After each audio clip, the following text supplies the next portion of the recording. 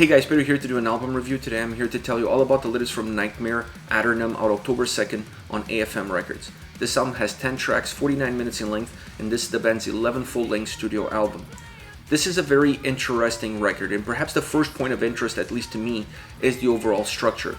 This is a very well-leveled, balanced, cohesive, and concise record from top to bottom. A lot of consistency across this record, top to bottom. What you get at the beginning, you're going to get in the middle, you're going to get in the end.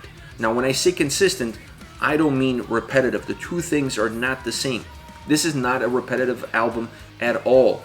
When you mix in three different genres like classic heavy metal, power metal, and symphonic metal, you really have a lot to pull from in order to create an album that really can go almost anywhere they want it to go on every single track. Still use the same elements, just in different doses, in order to create the perfect fluidity and continuity from song to song and not allow them to be repetitive or even sound similar or remotely the same.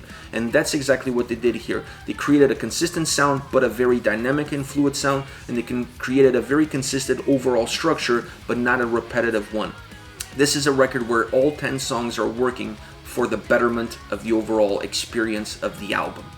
Now, when you go deeper into the sound, there are two elements that you have to mention. One, because it's really important to the overall soundscape, and the second, because they didn't overuse it and perhaps hurt the overall soundscape that the album could have. The first element is the guitars. I love the guitars on this album. Driven, melodic, powerful, heavy, really the driving forces behind every single song on this record.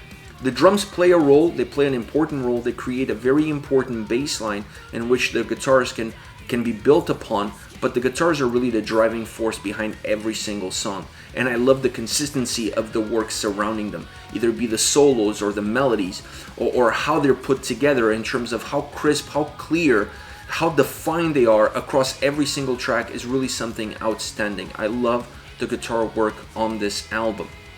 The other element that I was mentioning is the symphonic elements present on the record.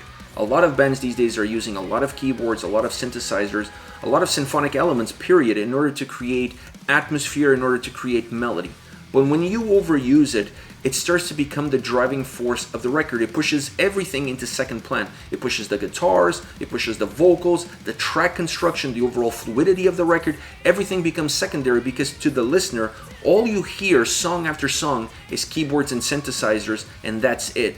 So the albums start to become repetitive, and the album that you heard today sounds exactly like the album you heard yesterday and the day before.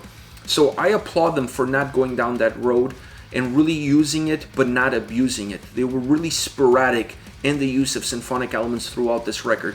Most of the time they use them as layers within the tracks, almost hidden. You really have to do your homework in order to find them there.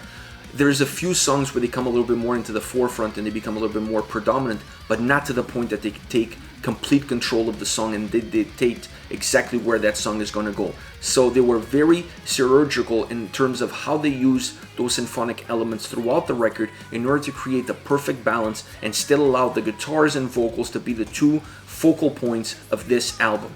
And speaking of vocals, we have to talk about Maddie.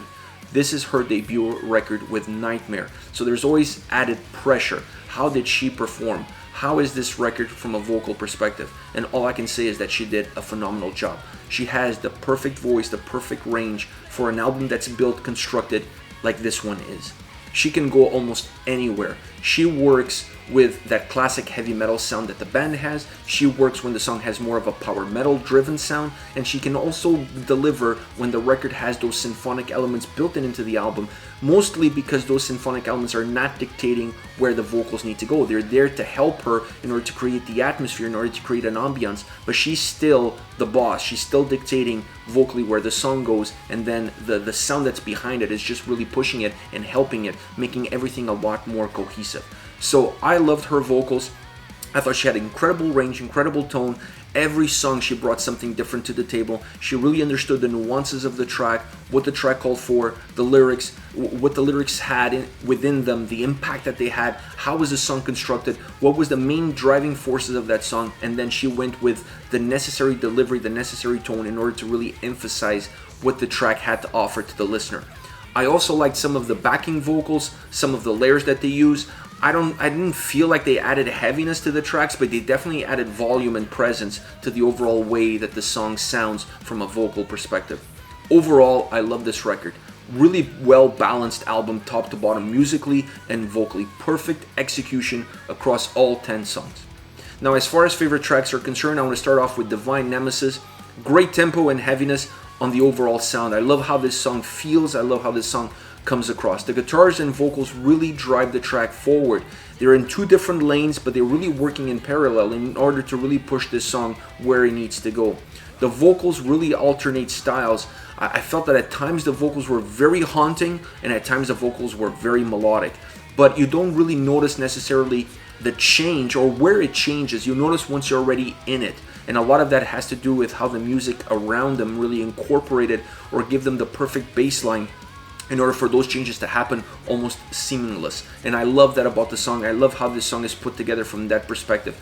There are some keyboard layers, some symphonic layers, if you will, on this track that adds a little bit of a cinematic vibe in some portions of the track, but it's very fainted and very minimal. So overall doesn't really impact how the whole song sounds. It just impacts those specific moments. It's a really classic heavy metal song with some modern twist. That's perhaps the best way to overall describe this track. Next, Downfall of a Tyrant, my favorite song on the record. I don't understand how this song was not the first single. It's absolutely phenomenal track, top to bottom. Heavy, powerful, melodic. It has everything that this band has to offer in one song. Killer drums, perhaps one of the tracks where I felt the drums were pushing a little bit more to the forefront to have a little bit more presence, but working really well with the guitars because the guitars take a more melodic approach, so that allows the drums to push themselves to the forefront and have a little bit more of a presence. The chorus is outstanding. This song lives and dies by this chorus. Every time you're listening to it, you can't wait for the chorus to come. When the chorus is there, you don't want it to go away. It's very melodic, it's very hooky, it's very catchy, and it's just absolutely brilliant. The vocals are brilliant in it. The melodies are brilliant in it. It's just a really well-crafted song. I love the backing vocals that they use throughout this track.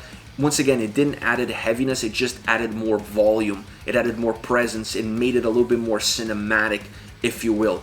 I love how the chorus feels in that composition and when you come with all these elements together. And then there's a symphonic bridge on this track that I felt that it was the song where those elements really came into the forefront perhaps the most.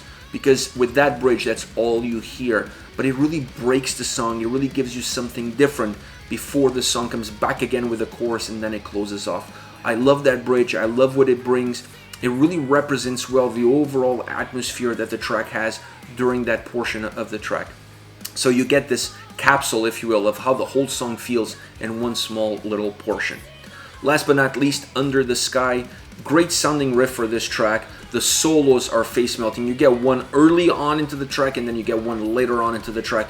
Both of them are absolutely delicious. The first one is really short, concise, but it packs a punch. The last one comes in and it's a little bit longer. It lingers a little bit longer and you needed it because this is a song that from a guitar perspective is an absolute delight. You just fall in love with how the guitars sound, with how they come across, and how the overall song was constructed in order to really give them the presence that they needed. The vocals have a little bit more diversity in this track. Using male backing vocals adds to that diversity. Once again, it does not make the song heavier, it just gives it a little bit more volume and a little bit more presence. I also felt that this was one of the songs where you felt the bass perhaps the most. You could really see the presence, you could really see what it adds to the song, and you can really hear it in the mix. I love that. I'm a huge fan of bass on metal tracks, and I got a lot of it on this song. Great track. This is it. This is Nightmare with Aeternam, out October 2nd on AFM Records. Let me know your thoughts on the band, on the singles. Use the comment section below. I'll be reading those and getting back to you. Take care, guys.